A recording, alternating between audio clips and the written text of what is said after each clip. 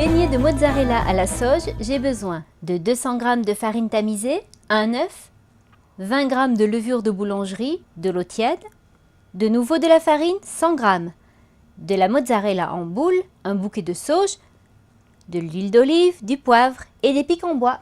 Je prépare la pâte à beignets. Pour cela, je vais commencer par délayer un peu de levure de boulangerie dans de l'eau tiède. La levure doit être bien dissoute, alors je remue un petit peu. Et c'est parti pour la pâte à beignets. Je commence par un petit filet d'huile d'olive au centre de ma farine.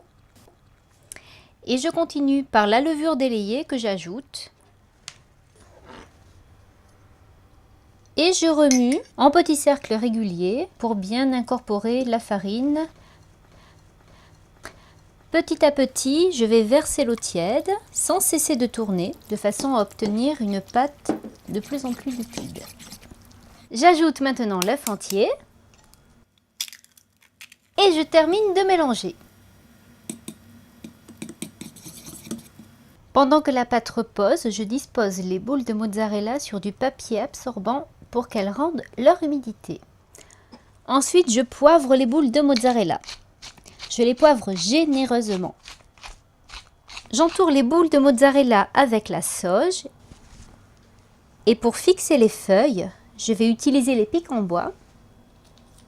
Et ça donne une mini brochette mignonne. Je place maintenant les boules de mozzarella dans une assiette et je vais les fariner, comme ça elles tiendront beaucoup mieux à la cuisson.